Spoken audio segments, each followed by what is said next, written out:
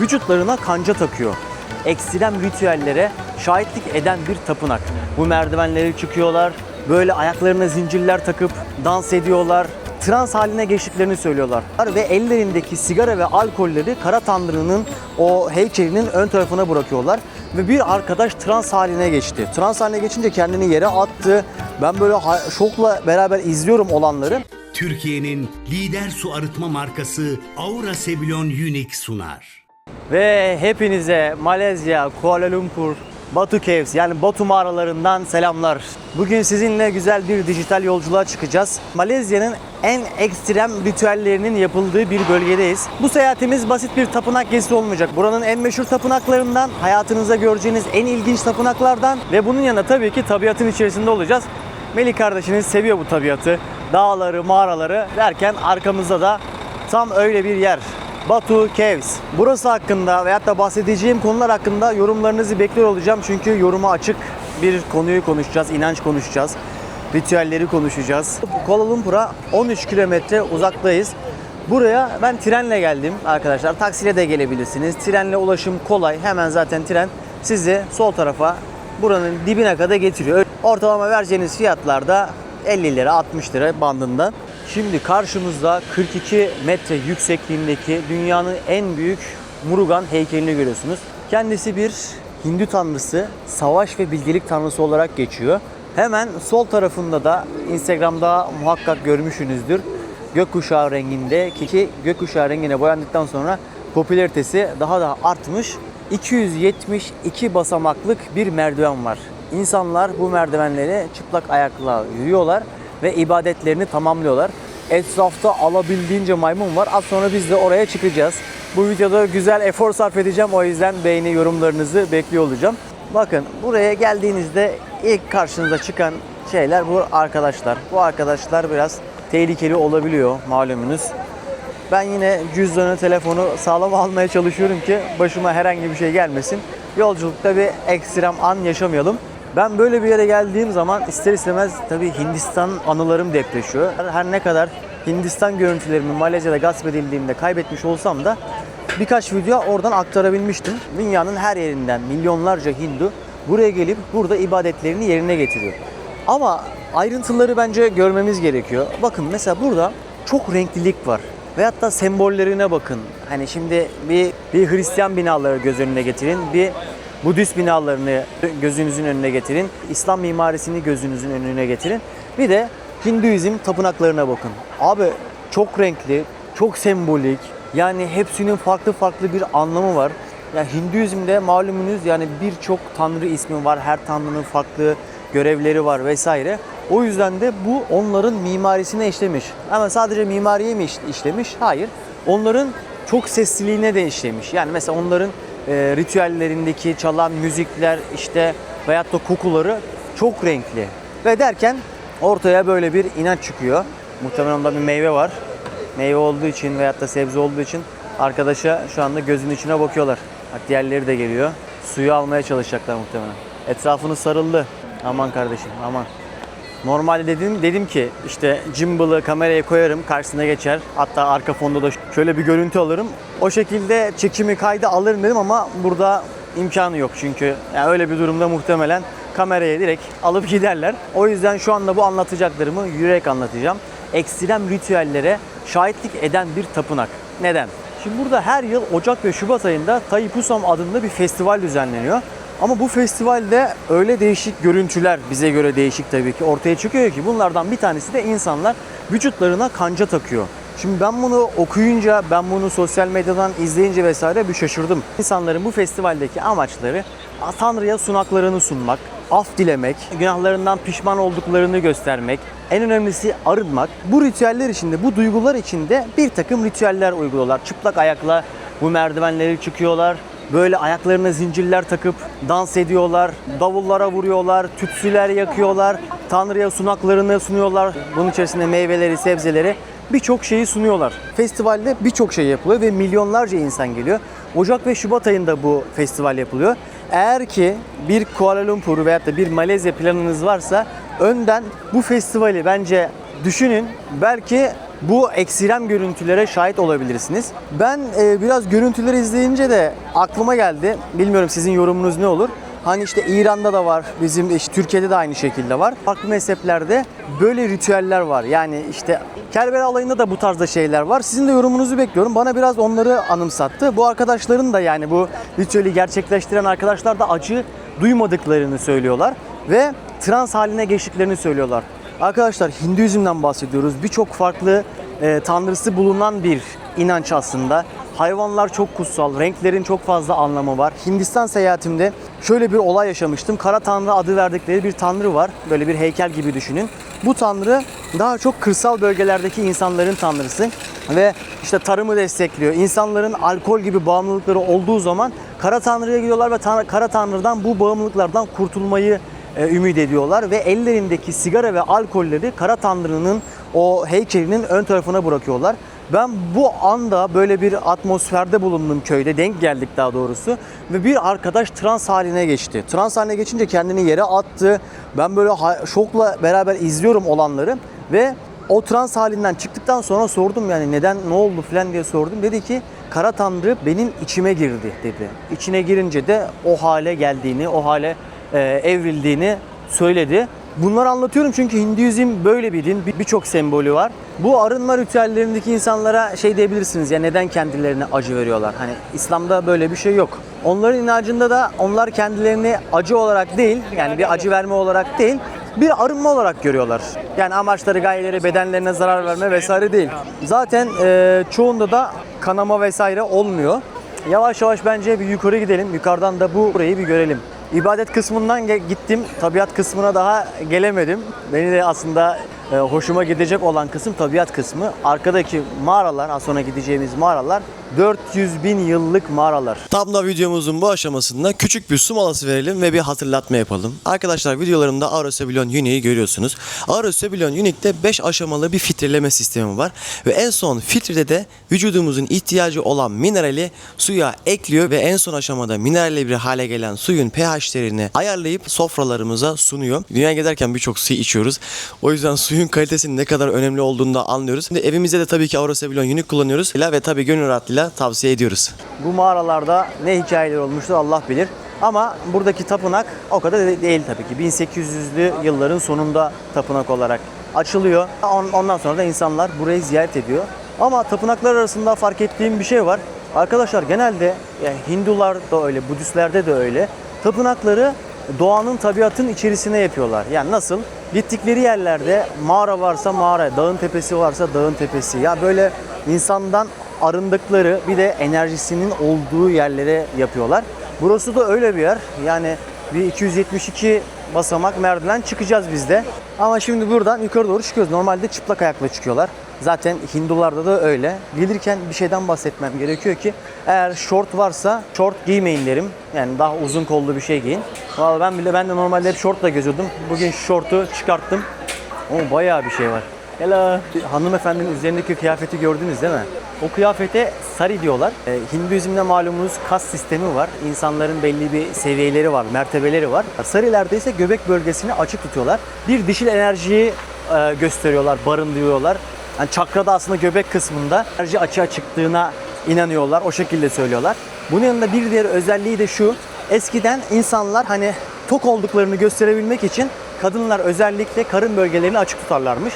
Sarı kıyafetindeki temel mantıklardan bir tanesi de oymuş. Yani göbeğini gösteriyor. Bak diyor ben tokum, kendi karnımı doyurabiliyorum.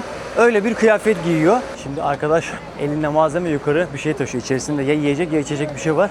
Ve maymunlardan korumaya çalışıyor. Çünkü maymunlar gerçekten çok arsız. Yani laf anlamıyorlar. Kendi doğallarına göre yaşıyorlar tabii de. O yüzden bir yanında elinde sopa var. Gelince böyle bir ses yapıyor. Maymunlar anlıyor bu işten, kötekten. Vay yalnız gerçekten yorucu. Ama çıkılır yani, bence çıkmak gerekiyor. Buraya kadar gelmişken. Bir de yukarıda Kuala Lumpur manzarası göreceğiz. Haydi bakalım Melih. Son 30 basamak. Ağır bir koku var. Artık maymun dışkısı mı? Yarasa dışkısı mı anlamadım. Yukarı çıkayım. Nefesimi bir düzenleyeyim. Bir şeyden bahsedeceğim. Hani burayı görüyoruz. Burayla alakalı internette bulacağımız bilgilerden ziyade gözlem, deneyim, his, yorumlama, biraz bunları katmak istiyorum. Onlardan bir tanesi de arkadaşlar etraftaki çöpler. Yani buraya gelene kadar tabii bunun maymunların da etkisi vardı. Onlar da kirletiyordur. Ama çok fazla çöp vardı etrafta. Pakistan'dayken de gözlemlediğim bir şey var. Genelde Hindu tapınakları böyle bir tık kirli oluyor. Onun sebebi bence şu. Sunaklar. Yani her yere bir sunak koyuyorlar. Yani buraya mesela adam diyor ki ben şuraya diyor bir tane kap yapayım, bir kase yapayım. Kasenin içerisine sebze, meyve, çiçek, böcek artık ne bulursam koyayım diyor. Öyle olunca da ister istemez etraf tabii bir tık kirleniyor. İlk başta görünürken böyle yani bir sunak gayet güzel. Ama buna yemek konduğu zaman, buna işte pirinç konduğu zaman bu sefer etraftaki bütün böcekleri, bütün hayvanları içine çekiyor. Öyle olunca da tabii ki çevre kirliliği oluşuyor, koku oluyor, bakteri yürüyor. Böyle bir hikayesi vardı. Yani o yüzden biraz Hindu tapınaklarında buna denk geliyorum. Muhtemelen de o yüzden ben şimdi buraya Singapur'dan geldim. Singapur dünyanın en temiz ülkelerinden bir tanesi. Abi orada hani yasaklar ülkesi olarak orayı adlandırıyorlar ama bence orada da çok fazla Hintli, Bangladeşli olduğu için yani bu ritüellerini devam ettirmemeleri için de çok katı yasaklar koymuşlar ve bu yasakları da uygulamışlar. Yani onun amacı da bence o. Bakın burada nazar boncuklarımız var bizim bu şekilde. Yaşam ağacı var. Buraya kadar gelmiş. Şunlar 140 lira. Yine onlarda da tesbih var. Onlarda da zikir var. İnsan içeri girince ister istemez farklı bir yerde olduğunu hissediyor, anlıyor. Tapınağın özelliklerinden bir tanesi, tabii şu anda ışıklandırma sistemi var ama eskiden tabii ki bu yoktu. Ve doğal kullanıyorlar. Doğal kaynak ışıkları var. Güneş ışığından faydalanıyorlar. Benim beklediğimden daha büyük. Yani iyi ki gelmişim dediğim bir yer burası şu anda. Tabii her köşede tanrıları var, figürleri var. Hepsinde farklı farklı anlamı var. Bunda inanın bu inancın anlamlarını izah etmek için ne 100 gün yeter ne 1000 gün yeter. Ama benim böyle dikkatimi celbeden şeyleri hemen size aktaracağım. Onlardan bir tanesi de tavus kuşları. Bakın Sri Lanka'dan geldim. Yine Hindistan'da da bu hayvanlar kedi köpek gibi sokaklarda geziyor. Ve bunun yanında da kutsal, yani öldürmek suç. Ama gel gelelim, yazan bu, uygulamaya gelince ben bunu avlayan insanlarla oturdum, konuştum. Adam diyor ki biz fakirdik diyor, eve yemek getirmem lazım diyor. Onları avlayıp yiyorduk falan diyor. Hani o yüzden diyorum ya, bir internette yazan var, bir de gerçekten uygulanan var. İnternette yazan bunlar kesinlikle öldürülmez, bunu öldürenin cezası şudur yazar. Ama köye gittiğiniz zaman tavus kuşlarının da öldürüldüğünü, yenildiğini görürsünüz. Öyle bir özelliği var. Oo, şuraya bakın. Mağaranın içerisinde resmen bir orman oluşmuş. Şimdi ben de yukarı doğru çıkacağım. Tabii bir şey kaptırmadan. Bu arada sol tarafta ritüellerini devam ettiriyorlar. Eğer imkanınız varsa daha önce gitmediyseniz bence ritüellerini, ibadetleri nasıl yaptığını görün. Yani ben bazı tapınaklarda secde edildiğini falan görmüştüm. Farklı inançlar arasında çok benzerlikler var. Ben onlara denk gelince çok şaşırıyorum. Mesela onlar da buradaki hac vazifelerini yapmadan önce seks orucu tutuyorlar. Et ve et ürünlerini tüketmiyorlar. Böyle bir detoksa giriyorlar ve sonra hacı oluyorlar burada. Ya bu çoğu inançta var zaten. Bana burası nereye hatırlattı biliyor musunuz? Eskiler bilecektir, bilmeyenlerse Vietnam oynatma listesinden izleyebilir. Vietnam mağara cenneti bir ülke ve orada da buradaki gibi çok böyle yıllık, çok yüz binlerce yılda oluşan kireç kayaları var. Kireçler kayaların arasında eriyor ve bu kayaları oluşturuyor.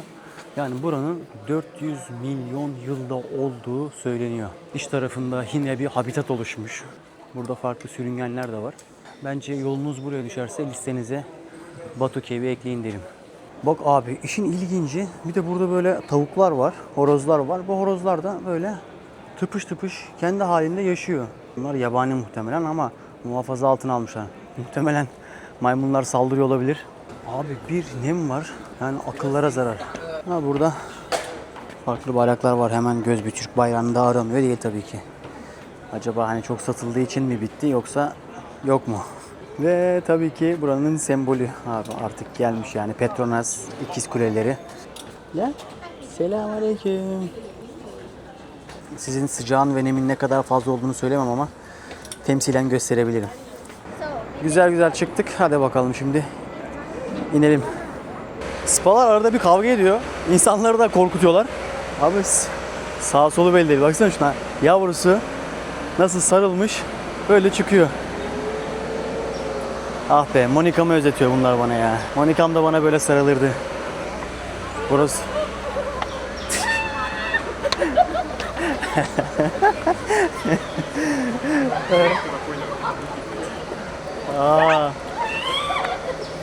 Ortalık karıştı.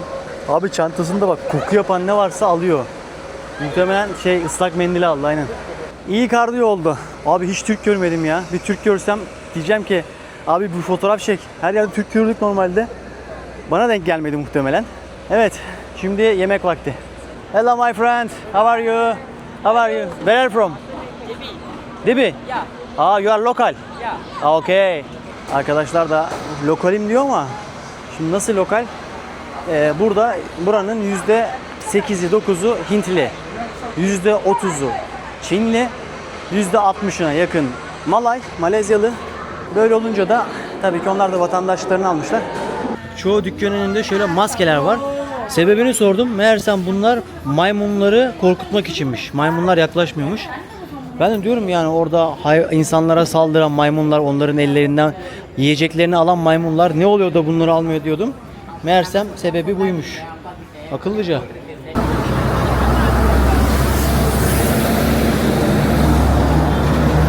Abi de abladan bir şey istiyor herhalde.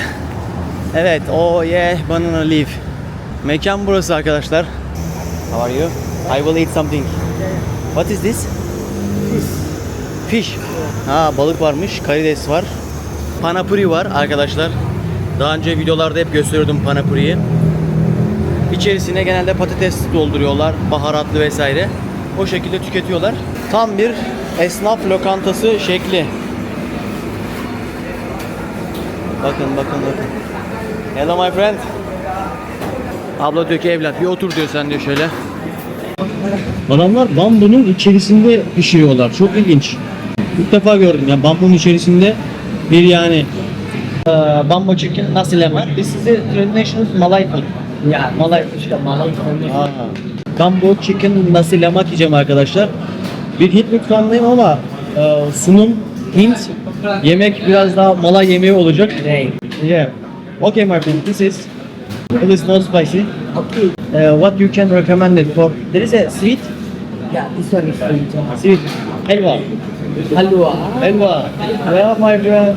Buraya ait bir tatlıları var. Demin arkadaşlar helva deyince bir heyecanlandı ya. Aslında bizde de helva, onlarda da helva. Hindistan'da bir arkadaşımla Hintçe ve Türkçe ortak kelimeleri üzerine bir video yapmıştık. Instagram'da paylaşmıştık. Bu arada Instagram'da da Melih Bektaş yazarak takip edebilirsiniz. Muz yaprağımız geldi. Hemen mezelerimiz var burada, cacık gibi. Şu biraz herhalde baharatlı. Emin olmamakla beraber deneyeceğim. Helva geldi arkadaşlar. Helva tam olarak şöyle. Evet.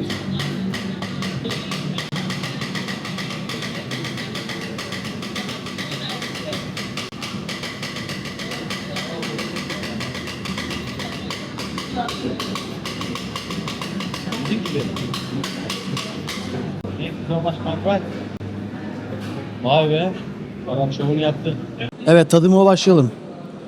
Abi Malezya'da ilginç bir şey var. Böyle haşlanmış yumurtaları pilavın içerisine koyuyorlar. Yine ilginç bir şey var.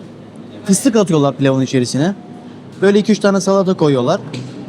Yani bu ilginç, bize ilginç öyle yani. Onlar için gayet normal. Artık kültürleri olmuş, yemekleri olmuş.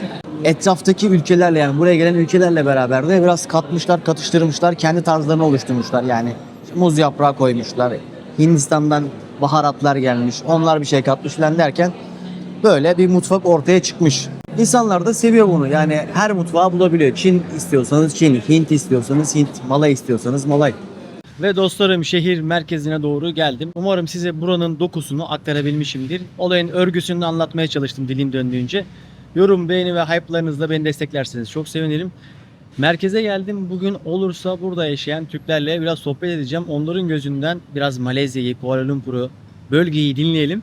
O yüzden abone olursanız bir dahaki videoda görüşürüz. Kendinize iyi bakın. Bir dahaki videoda görüşmek üzere. Türkiye'nin lider su arıtma markası Aura Sebilon Unique sundu.